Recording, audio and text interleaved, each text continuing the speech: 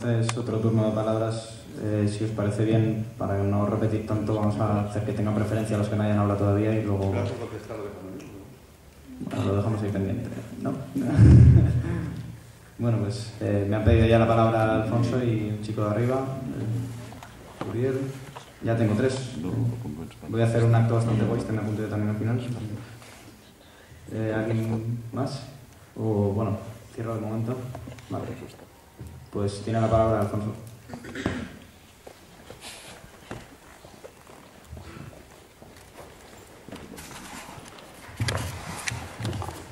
Yo quería hacer unas aportaciones, no sé si os han hablado sobre experiencias.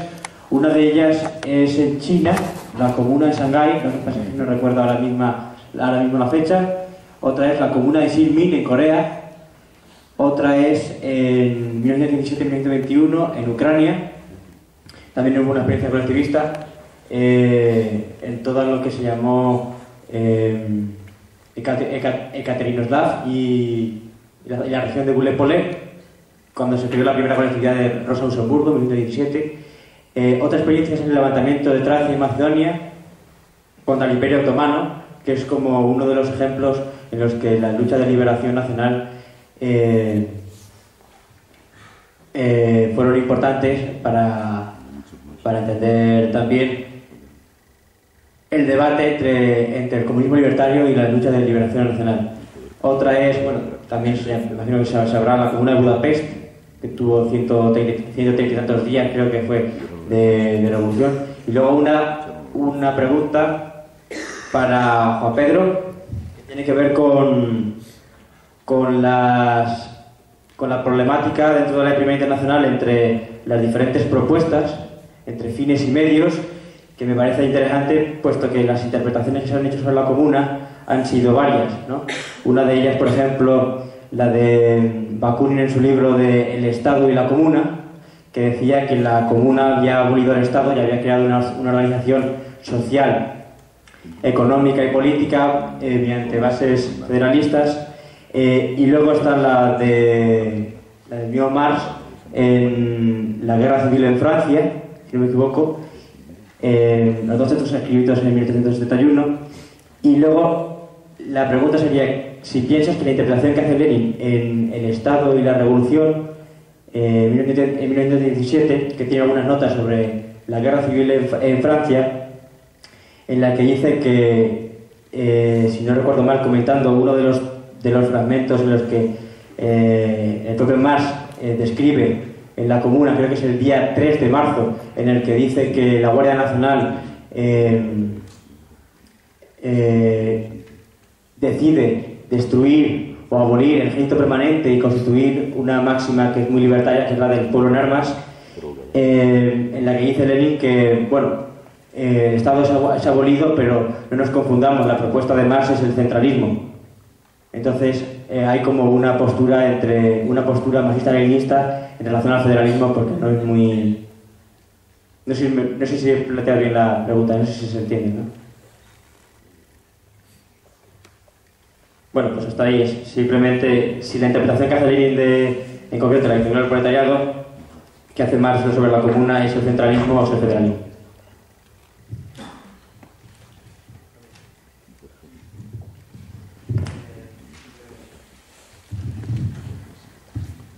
Bien, bueno.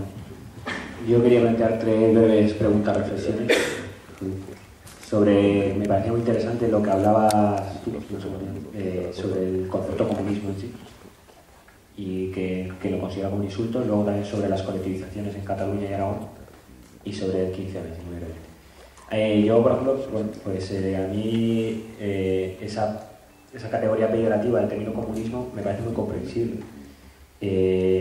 Yo no me puedo... Yo siento aversión por esa palabra, pero siento aversión por esa palabra por las experiencias a las que son asimiladas, a las que se asimila el comunismo, es decir, los países que han ejercido un Estado llamado comunista, con todos los casos de la historia. Yo en una ocasión en un centro social ocupado en Italia veo un hoz y un martillo y a mí me causa rechazo, y yo se lo explico a mis compañeros, pero ellos, su concepción del comunismo se acerca más a la de digamos, ¿no? Pues la horizontalidad, o sea, que son ideas que también están, que obviamente están en el marxismo, ¿no? Y no lo ligan, como lo digo yo, a lo mejor equivocadamente, no lo sé, al Partido Comunista.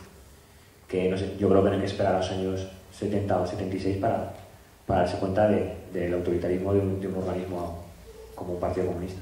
Para mí.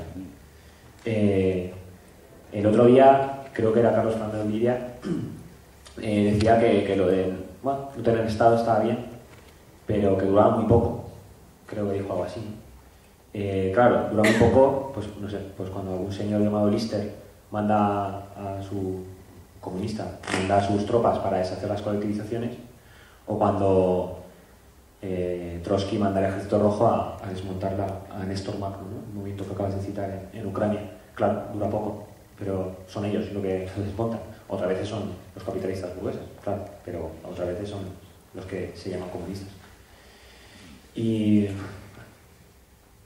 bueno, mi segundo punto es sobre las colectivizaciones de Aragón, Cataluña, etc. Yo no sé si el ponente iba a ir por esa línea,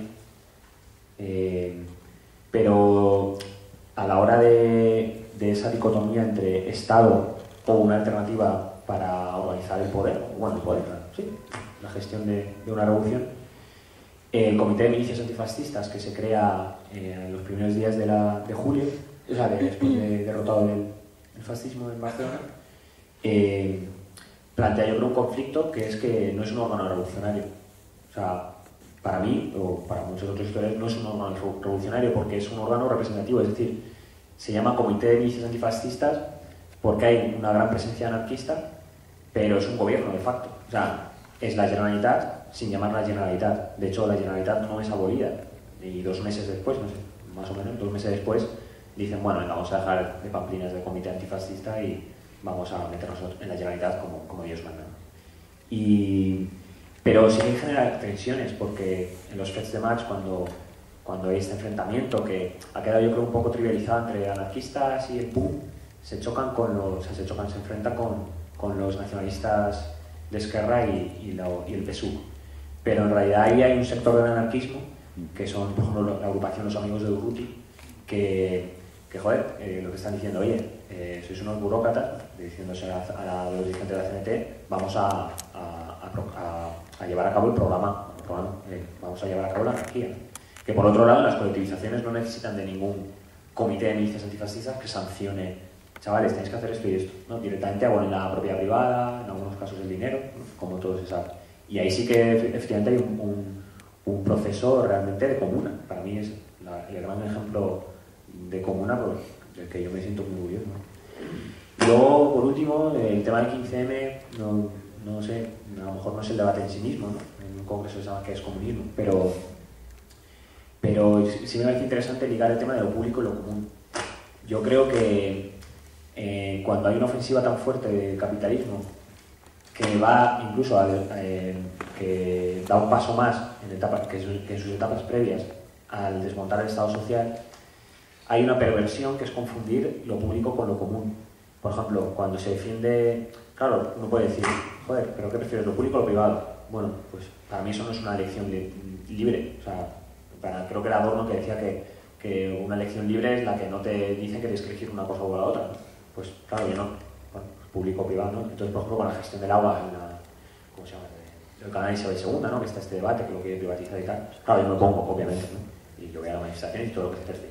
Pero claro, es que se olvida que en otro tiempo hubo una gestión común del agua, ¿no? Ramón Germinal era un gran estudioso de este asunto, ¿no? Y para mí el 15M su gran problema es que la mayor parte de lo que es el 15M identifica lo común con lo público. Y para mí el gran fracaso al que se aboca este movimiento llamado 15M es que para mí pide Estado y más Estado.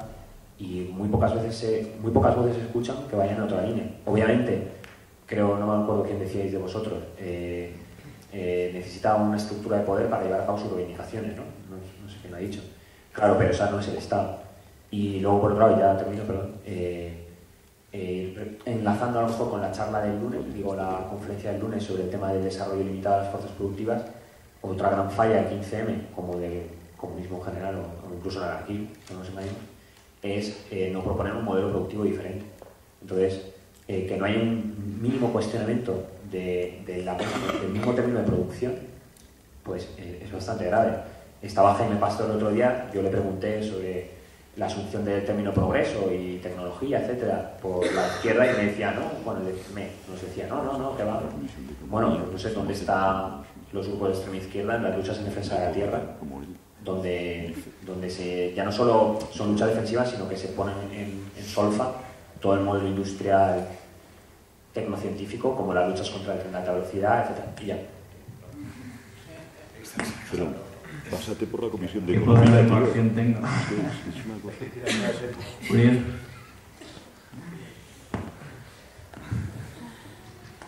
Sí. Bueno, yo, o sea, realmente lo que tengo en la cabeza es algo que en realidad se sale un poco de lo que es el tema del Congreso, pero se ha comentado antes sobre el tema de de la felicidad, algo así se ha comentado como herramienta política. Sí, según lo he entendido, ¿no? Como que se ha planteado que la felicidad es algo positivo dentro de una lucha política, ¿no? O más o menos así, no sé si lo he entendido bien.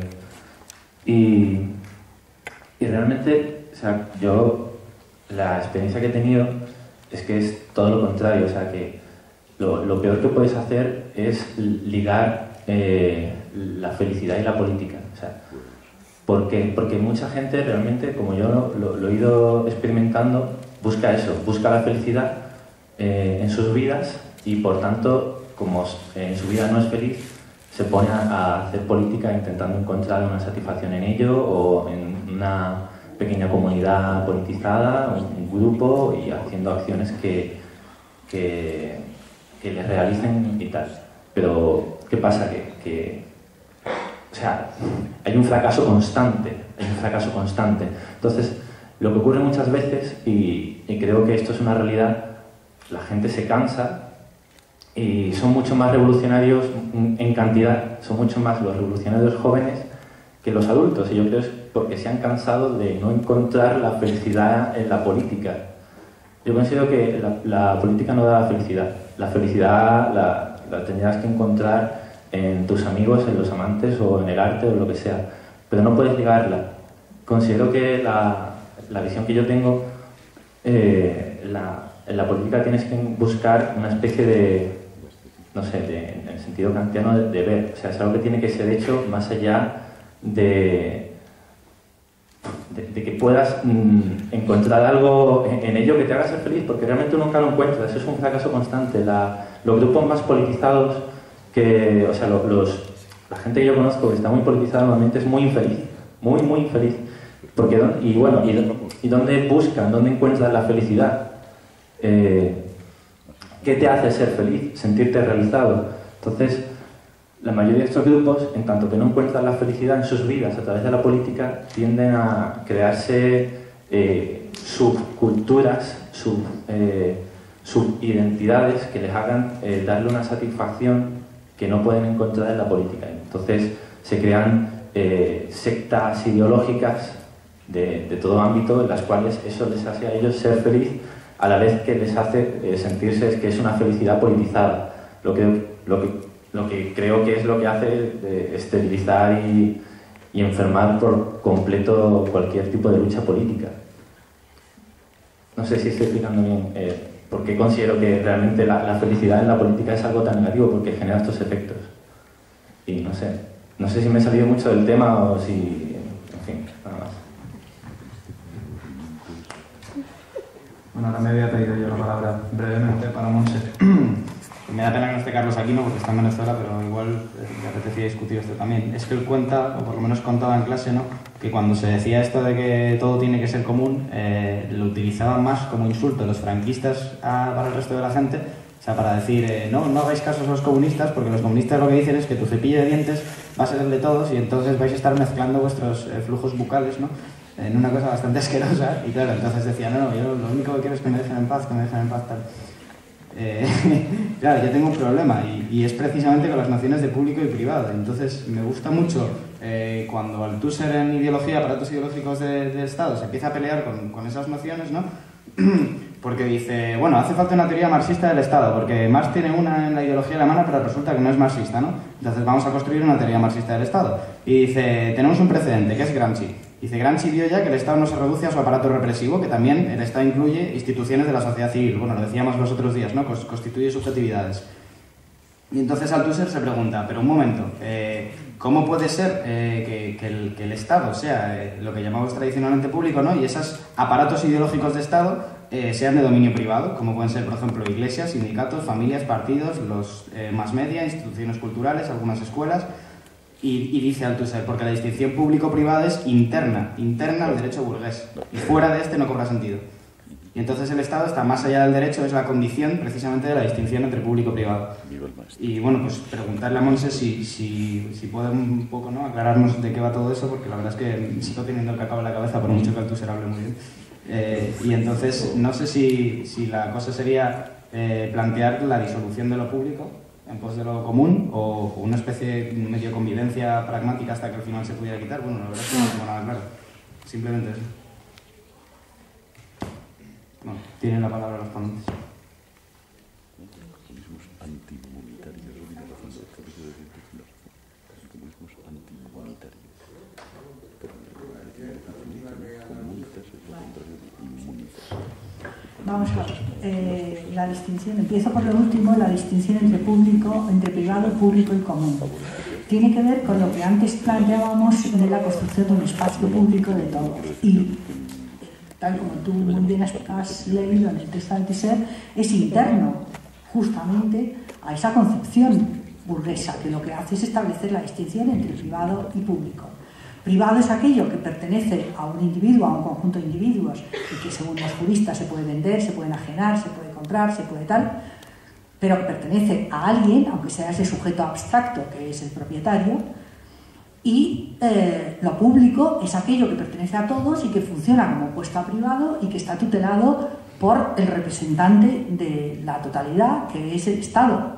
Pero por supuesto esa dicotomía, ese par, funciona dentro de este marco conceptual. Y yo antes señalaba lo común, es decir, aquello que no es público ni privado, pero que de alguna manera es compartido, y tú te referías a derechos comunales, a estructuras en los cuales participan diversas gentes, a un uso compartido, etcétera, etcétera. Eso no tiene cabida ahí, porque de alguna manera aquello que no es privado tiene que ser público.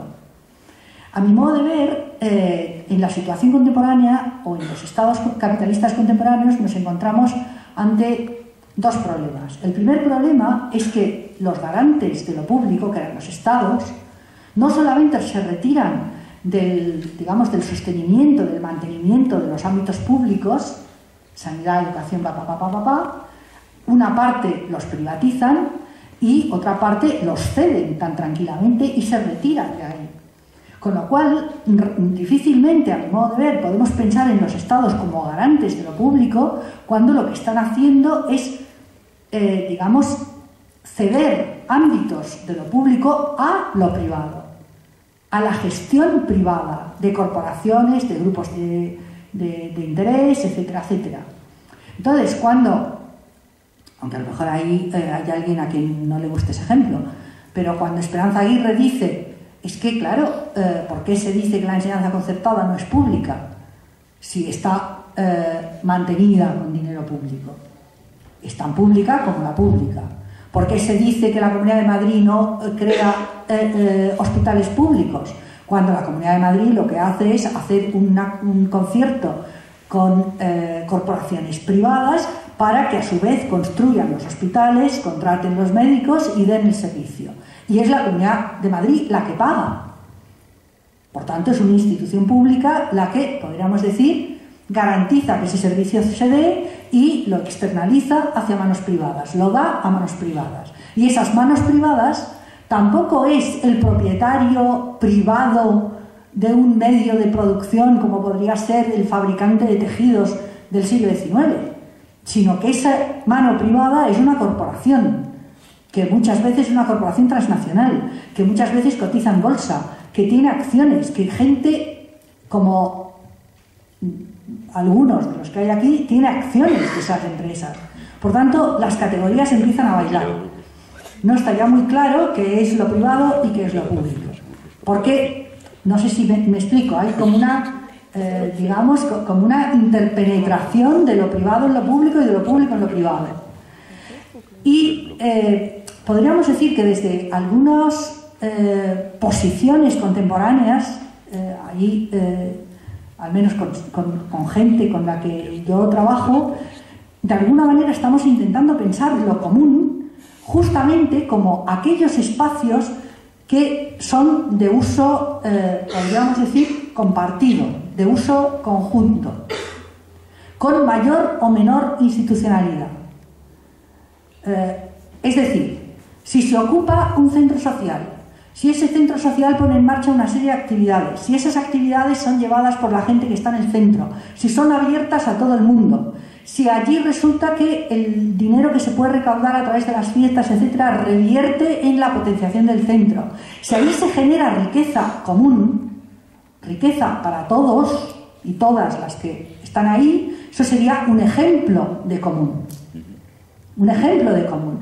Que no es simplemente la asamblea de barrio en la que te reúnes una vez a la semana, una vez cada 15 días, sino que tiene una cierta frágil institucionalidad. Y es cuando yo creo que estamos pensando en formas nuevas de institucionalidad. Porque de alguna manera se construye una especie de cuerpo compuesto de un territorio, de un espacio, de unas personas, de unas actividades, de unos subgrupos, de unos recursos, y podríamos decir que ese cuerpo genera riqueza que puede ser compartida por todo aquel que pase por ahí y le interesa y se involucre en mayor o menor medida. Y ahí pudiéramos decir, esa potencia de lo común. Aquí hay un problema añadido, que de alguna manera compañeros y compañeras que están como más metidos en esta cuestión plantean. Claro, eso está muy bien cuando resulta que son sectores sociales que tienen un determinado salario garantizado o que viven del paro o de lo que sea, pero necesitamos mecanismos de renta para soportar todo eso. Y obviamente es ahí donde se plantea toda la cuestión de la renta básica. Es en este marco que se plantea. Es decir, ¿por qué tenemos que tasar la riqueza en función de lo que cada quien produce en su trabajo, pensando que el trabajo es un trabajo individual de cada quien?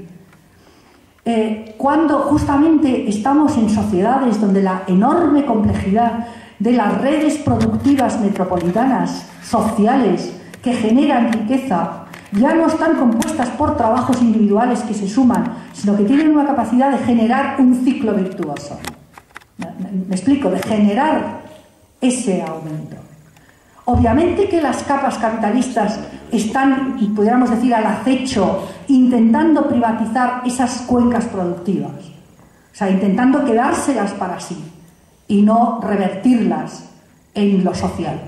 Pero yo creo que ahí lo que estamos intentando poner en juego es como un esfuerzo por pensar esa especie de enclaves, en cierta medida protegidos, ¿no? El movimiento del software libre, de las Creative Commons, etcétera, etcétera. Lo que intenta es, tenemos un espacio común en la red, vamos a intentar que no entren ahí a saco las grandes corporaciones de los derechos de autor, de los derechos intelectuales, etcétera, etcétera. Vamos a proteger ese espacio de lo común. Y a mi modo de ver, o al menos eso que yo planteaba un poco como el comunismo de lo común o de los comunes, estaría un poco trabajando en esa idea.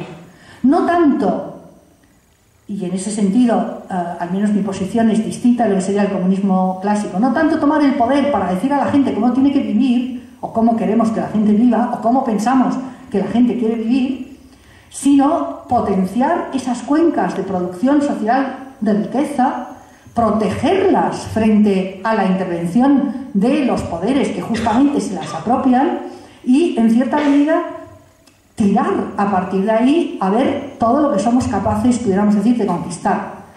Porque a mi modo de ver que en una situación como la que hay actualmente se nos predique la austeridad y los recortes y la escasez, cuando sobra dinero por todas partes, hay un excedente de riqueza acumulada que no saben dónde colocar con una tasa de rentabilidad alta y que por tanto yo fui muy rápida en la ponencia, a lo mejor no se entendió, hay un esfuerzo por desposeer a la gente. por apropiarse todavía de esos recursos que pudieran tener. Cuando tú firmas un fondo de pensiones, tú estás pagando todos los meses X, 90 euros. Al banco le entran todos los meses 90 más 90 más 90 más 90 multiplicado a lo mejor por 10.000. ¿Qué hacen con todo eso? Obviamente, intentar canalizarlo hacia los espacios donde más rentabilidad hay. ¿Dónde hay más rentabilidad en este momento? En la deuda pública. Y especialmente la deuda pública de determinados países. Con lo cual, a ti te quitan la pensión de jubilación que tú tenías asegurada como un derecho, te obligan a hacer un plan de pensiones, ese plan de pensiones en cierta medida segundo, pero está drenando dinero hacia las capas dominantes de la sociedad y cada vez somos más pobres. A mi modo de ver, de cortocircuitar ese proceso, al menos en determinados ámbitos. Generar espacios protegidos y exigir a nuestros gobernantes reparto de dinero, renta básica. Bueno, por tanto, eso sería común. Lo común, eso no quiere decir que tengamos que abandonar lo público. O sea, posiblemente tendremos que jugar en los dos niveles, pero no pedirle al Estado que mantenga lo público cuando justamente lo que está haciendo es drenarlo hacia el otro lado, sino también ser capaces de construir estas alternativas compartidas, podríamos decir. Bueno, y otra cosa en torno al tema que tú planteabas de la felicidad. A ver, a mi modo de ver, el tema de la política se plantea muchas veces desde como una especie de concepto racional o a partir de una concepción muy racionalizada y en ocasiones bueno, algunos partidos han sido modélicos en ese sentido, sacrificial. ¿Es un deber? Pues no. A mi modo de ver, la política tiene mucho de pasión. Hay una pasión por la política. ¿Por qué? Porque la política es garantía del vivir. O sea, en sociedades capitalistas como las que vivimos, si no tenemos esa pasión por construir entre todos un mundo vivible, digamos, la guadaña de la precarización, de la miseria, de la pobreza, de la impotencia, del sufrimiento, es que es increíble, es que no sales de ahí. Entonces, a mi modo de ver, no se trata tanto, o para mí, que la verdad, una amiga mía dice que si la pasión de la política la adquieres a los 20 años ya no te abandona. Pues es posible, no te sé decir. Pero para mí, la pasión por la política no es porque considero que es un deber transformar la sociedad, sino porque pienso que si no transformamos la sociedad vivimos muchísimo peor. Y al menos en mi experiencia personal, los años de absoluta hegemonía del discurso neoliberal han sido años horrorosos. Porque estabas como sin entorno social. Estabas sin común. Entonces, yo creo que esta pasión por la política tiene que ver con la pasión por construir espacios viables, espacios en los que se puedan vivir y que no te condenen a la impotencia de la familia o del hogar o del trabajo asalariado precarizado o de la ausencia de dinero o del consumo compulsivo o de todas esas cosas que te permitan de alguna manera construir otro tipo de vida que para mí es muchísimo más gozosa y que no tiene nada que ver con el sacrificio, porque si algo aprendí en los años de militancia es que en el momento que la militancia se transforma en un sacrificio, más vale que te vayas.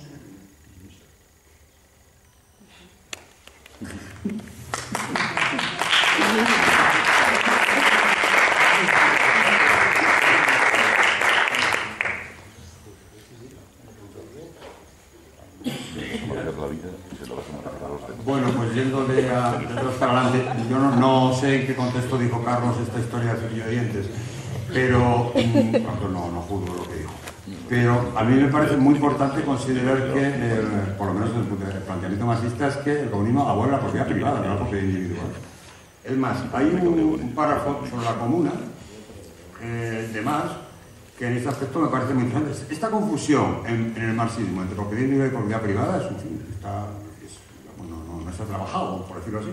Dice Marx en la Guerra Civil en Francia: la comuna aspiraba a la expropiación de los expropiadores.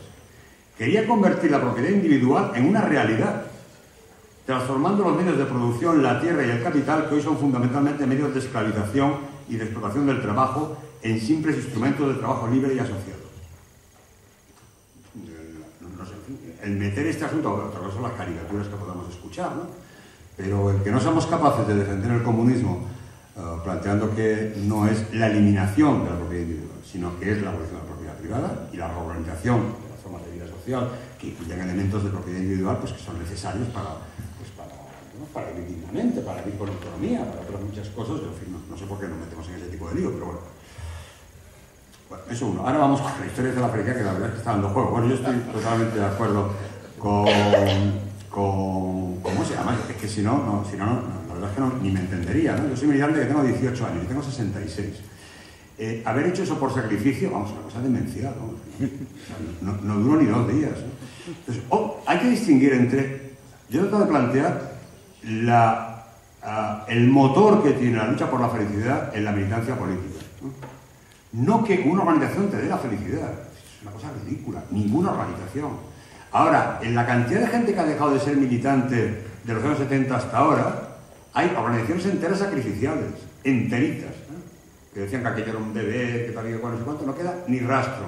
Y luego hay mucha gente que pensaba que estaba, digamos, que era coherente con sus formas de realización personal y que no lo ha visto y se ha ido. Pero sin encontrar un elemento, dice Monse, de pasión, vale de pasión, ¿no? En la actividad militante es extremadamente insoportable. Yo no sé cómo se puede aguantar eso. Pero tienes que tener algo que te motive desde el punto de vista de que ese conjunto de cosas a las que tú aspiras a tener para ser feliz. Que desde luego están los amigos, los amantes, la cultura y todo lo que tú quieras, pero una de ellas tiene que ser el tiempo que dedicas a ser militante. Yo digo ser militante, ¿eh? Hay gente parlamentaria que debe ser muy feliz y por lo mejor para mí sería una causa de infelicidad enorme. No puedo entender cómo se puede ser feliz estando en esa institución no sé cuántas horas al día. Ahora, trabajar en un proyecto revolucionario, incluso con las dificultades, con las amarguras, con los fracasos que se asocia, como motor para estar allí, por lo menos desde luego desde mi concepción y lo que yo trato de contarle a la gente que está conmigo, es que traten de meter en danza en su lucha por la felicidad a la militante, si no se irán. ¿Por qué? Pues es que no tiene sentido, no se puede aguantar, ¿no? Bueno, sobre los asuntos del modelo productivo, vamos a ver. Hay, yo creo que una incorporación de una crítica del modelo productivo en la que cada corriente tiene la suya, ¿no? En el caso de la mía, yo creo que en primer lugar está una relectura de Walter Benjamin sobre la idea de progreso, que la empezamos, digamos, en los años 80, más o menos, y que nos cambia la manera de ver la idea de progreso que estaba nuevamente asociada, ¿no?, al desarrollo ilimitado de las fuerzas productivas, por una parte, y la abundancia como criterio de felicidad del comunismo, por cierto, ¿no? Esa es la primera. Luego la segunda es una parte de la crítica ecologista, que no viene del marxismo, sino que viene de fuera, pero luego hay un diálogo con ella, ¿no? ¿Sí? Un diálogo crítico, por cierto, ¿no? No se trata de que todos se conviertan de aquí para allá, ¿no? Y luego hay la incorporación de la crítica feminista, ¿no? Y de la valorización de los trabajos de la reproducción social. El conjunto de todo eso hace que, no es que tengamos un modelo alternativo, porque desde luego está en cuestión y está en estudio y forma parte de nuestras, por lo menos si lo entiendo yo, ¿no?, de las motivaciones de elaboración más fuertes, el participar en todos los esfuerzos prácticos y teóricos que plantean una crítica del modelo productivo existente y considerar que no se puede plantear una emancipación sin cambiarlo radicalmente. Es más, cada vez que se piensa más sobre eso, más radicalmente tiene que ser. El otro día estuve en una charla con un gran amigo, que por otra parte es un camarada que conocí antiguamente, que es Jorge Riesman, que es un ecologista muy cualificado, y dijo una cosa que yo pensé que se había equivocado, y se lo pregunté al final de la charla y no se había equivocado. Dijo que para llegar a tener un tipo de desarrollo sostenible y solidario, evidentemente las dos cosas, ¿no?, o sea, un tipo de sistema económico que combine las dos cosas, sostenible respecto a la naturaleza, solidario a escala internacional, hacía falta que en los países del centro reduzcamos el consumo de energía en 9 décimas partes. Me dejó, ya digo, al principio dije, se ha equivocado. Hablé con él y me dije, no se ha equivocado. Digo, pues no te has equivocado, majo, más vale que nos pongamos a trabajar, claro.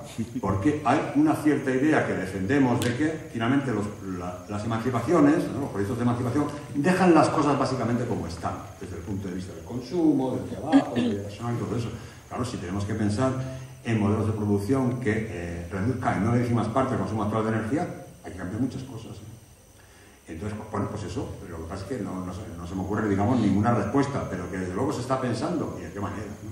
Que probablemente dedicamos a esto más energías que a otras muchas cosas. Aprovecho un minuto de publicidad. En el anterior número de Viento Sur hay un debate sobre el decrecimiento, que es un concepto muy problemático y que es un debate muy interesante, con un magnífico artículo de Naredo y 4 o 5 artículos más con puntos de vista más o menos distintos, o sea que está a la venta en librerías. Y es una excelente publicación. Finalmente, yo no pensaba hablar de colectivizaciones como tal, porque para hablar de colectivizaciones a mí me parece más interesante hablar de las colectivizaciones en Aragón que en Cataluña, y las de Aragón es algo muy problemático, que está siendo cada vez más estudiado por historiadores con datos y que aparecen más problemas vinculados a colectivización impuesta, es decir, que forman parte de las columnas de Durruti que vienen desde Cataluña, establecen un régimen de colectivización, incluso en conflicto directo con un pequeño campesinado que, bueno, pues que no lo entiende o no lo quiere hacer, digamos, sin establecer una política de alianzas vinculada con el uso de la tierra. Entonces, sobre eso yo estoy leyendo, no estoy en condiciones de saber suficientemente como para poder exponer algo coherente y no pensaba hablar. En Cataluña iba a hablar menos de colectivizaciones, pero iba a hablar más, finalmente algo habrá que decir, del conflicto. Mi tema en Cataluña era el conflicto entre el Comité Central de Milicias y el Gobierno de la Generalitat. Y en ese punto no estoy de acuerdo contigo. O sea, las relaciones son muy ambiguas, pero son entidades diferentes. Digo son muy ambiguas hasta el punto de que el decreto, vamos, la idea del Comité Central de Milicias es de Compañes. O sea, es el que les dice a los anarquistas, oye, ¿por qué no creáis el Comité Central de Milicias? Porque tiene una idea que es una idea que demuestra la astucia del personaje, de que todo lo que se convierte en un poder central es más controlable. O sea, lo que les dice, tenéis autoridad sobre lo que se mueve. Si tenéis autoridad vosotros, a lo mejor podemos llegar a algún punto de acuerdo. Y finalmente llegan. Pero en la Cataluña del julio hasta el 1 de octubre, las milicias, o sea, no tanto el Comité Central, que también, ¿no?, porque la encarnación de los comités de milicias locales son un poder alternativo. Son ellos los que hacen las politizaciones, no Tarradellas, solo faltaba. Aunque luego le gusten mucho, claro, porque Tarradellas era capaz de decir cualquier cosa, ¿no?, por otra parte. Y cuando se crea el gobierno de la Generalitat formal, con Tarradellas, con Nin y compañía, no es por casualidad que la primera tarea de ese gobierno sea desarmar, o sea, desorganizar todos los comités locales que quedan. Porque el ejercicio de ese gobierno requería la eliminación de las organizaciones de base que tenían elementos de contrapoder. Así que la igualación de, bueno, finalmente, como no es un organismo elegido, ¿no?, sino que es un organismo, de hecho, con cuotas de partidos, los cuales la inmensa mayoría era de la CNT. O sea, yo no estoy diciendo que sea un organismo de autoorganización, pero que sea un organismo que representaba en aquel momento un poder que no era el de la Generalitat, que en la primera fase era un tapón de goma, ¿no?, otra de las astucias de Compañes, ¿no? Es decir, yo no tengo ningún poder, pero todos los decretos que firme el Comité Central de Milicias le pongo mi sello. Y todos aparecen con el sello Generalitat, hasta el momento en que se crean las condiciones de decir, pero bueno, ¿qué sentido tiene que haya los dos? Si finalmente somos uno. Pero eso ha sido una expropiación de la capacidad de representar un poder alternativo por el Comité Central de Milicias, que lo tenía no tanto por él, sino por lo que representaba en la base, desde mi punto de vista. Bueno, eso era lo que hubiera querido desarrollar seriamente, no en 2 minutos, sobre el asunto de la Generalitat. Y finalmente, respecto a la primera pregunta, vamos a ver, yo creo que el error, digamos, lo que a mí me interesa de mala comprensión de Lenin del problema de la comuna no está en el estado de la revolución. Está en un texto anterior, que es Las 2 tercios de la socialdemocracia, a ver si encuentro la cita por aquí, en el que hace un juicio puramente ideológico. ¿La encuentro o no la encuentro? No sé. Bueno, lo busco un poco más y no la encuentro. ¿De qué año es el texto? Las 2 tercios de la socialdemocracia. ¿De qué año es? Pues debe ser del año 15, 14, 16. Perdón, ¿de dónde lo sacas? Las 2 tácticas de la... De 2 tácticas de la... 2 tácticas de la... ¿Perdón? De 2 tácticas de la... 2 tácticas, sí. Joder. Ah, aquí está. Las 2 tácticas de la socialdemocracia. Es del año 1900... No, me he equivocado en 10 años. Es del año 1905. Bueno, pues entonces, Lenin critica a la comuna... Perdón, ¿antes o después de la revolución? Hasta ahí no llego. Bastante edad. Hasta ahí no llego. Ya lo digo en juicio. Hasta ahí no llego. Hay que ver, la verdad es que no lo sé. No lo sé. Además, podía ser antes o después para lo que dice. O sea, el juicio negativo no creo que estuviera muy influido para la Revolución de 1905. Dice lo siguiente: critica a la Comuna por haber confundido los objetivos de la lucha por la República con los de la lucha por el socialismo. Dice, un gobierno como el nuestro no debe parecerse a la Comuna. O sea, estamos en el Lenin más etapista, digamos, ¿no? Estamos luchando por la República, que no me hablen del socialismo. Eso viene después. Y lo que dicen, no, en la Comuna se han juntado, ¿no? Se han juntado las dos cosas. Yo creo que este es el tipo de error, de desacuerdo, como se le quiere decir, de Lenin, que me interesa más. No recuerdo ahora mismo el Estado y la Revolución, lo que puedo decir, si dice, que la verdad es que no recuerdo, y tú lo dices, será verdad, que la interpretación marxista de la Comuna es una interpretación centralizadora, no tiene ni que decir, es una cosa absurda, es mentira. Vamos, es que no es verdad. Por eso me extraña que lo haya dicho, porque dice exactamente lo contrario más. O sea, el principio federal está entre los datos que valora particularmente más del proyecto de la Comuna. Si lo ha dicho, por mala suerte. La Comuna se utiliza con el lenguaje extensivo para muchos acontecimientos. En algunos me parece que es una pura metáfora. Yo aprecio mucho la Revolución del 56 en Hungría, llamarla eso Comuna, bueno, pues si se le quiere llamar que se le llame, pero la verdad es que no termino de ver la relación, ¿no? Y de la Comuna de Shanghái conozco algo, pero la verdad te reconozco que lo tengo bastante olvidado, porque lo leí cuando era más jovencito. Y del resto de cosas que has contado, conozco hechos, ¿no? Pero no soy capaz de dar una opinión sobre ellos. Efectivamente ha habido, no solo yo me he referido aquí a dos experiencias históricas y hay todas las que tú quieras, y uno puede apreciar más unas que otras, ¿no? No soy capaz de opinar sobre muchas de las que has dicho.